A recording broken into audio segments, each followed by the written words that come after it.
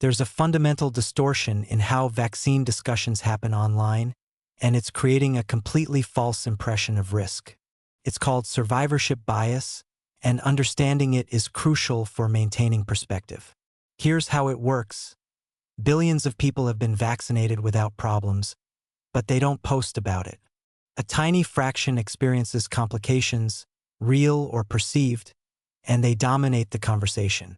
This creates a dramatically skewed perception of how common adverse events actually are. Think about the mathematics here. If 5 billion people worldwide have been vaccinated, and even if 0.1% experience notable adverse events, that's 5 million people. That's enough individuals to generate hundreds of thousands of social media posts, create thousands of support groups, and produce endless stream of dramatic personal stories. When you're scrolling through social media and seeing post after post about vaccine injuries, it creates the impression this is common. But 5 million out of 5 billion is actually extraordinarily rare, representing less than 0.1% of recipients. The fundamental problem is that unremarkable outcomes don't generate content. When someone gets vaccinated and nothing happens, which is the overwhelming majority of cases, they don't post, "got vaccinated today," "arm a bit sore," "everything fine." Even if they do post something like that, it doesn't get shared widely because it's not emotionally engaging. But when someone believes they've been harmed, they're motivated to share their story, seek community support, and warn others. This is completely understandable human behavior, but it creates massive selection bias in what stories become visible. Online community dynamics amplify this distortion.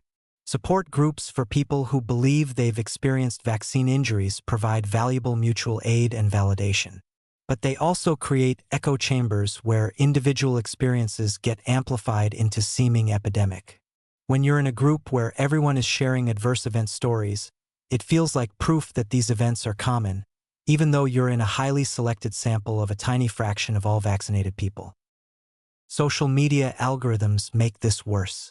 Platforms prioritize engaging content, and dramatic personal stories about suffering are highly engaging. They generate comments, shares, emotional reactions. Meanwhile, posts about unremarkable vaccine experiences get minimal algorithmic promotion. The result is that your feed shows you a completely distorted sample of vaccine experiences, heavily weighted toward the rare dramatic outcomes. This is a specific instance of a broader cognitive bias called survivorship bias. During World War II, military analysts studied bullet holes in returning aircraft to determine where to add armor. The planes that returned had holes everywhere except the engines. A statistician named Abraham Wald realized the critical insight. They were only seeing planes that survived. The planes shot in the engines didn't return, so those areas weren't represented in the visible damage. The lesson: you need to account for what you're not seeing, not just what you are seeing. For every dramatic vaccine adverse event story you encounter online, you need to mentally picture millions of people with no story to tell because nothing remarkable happened. They're invisible in the conversation, but they represent the actual baseline experience. The dramatic stories are real, the suffering is genuine, but they're not representative of typical outcomes. This creates a profound empathy challenge. We need to validate individual suffering while maintaining statistical perspective. Someone who experienced a rare adverse event deserves compassion and medical care, not dismissal. Their pain is real, but recognizing their experience is atypical doesn't diminish it, it contextualizes it. We can hold both thoughts simultaneously. This person's suffering matters and deserves acknowledgement, and their experience doesn't represent population-level risk. Here's a thought experiment to calibrate your intuitions.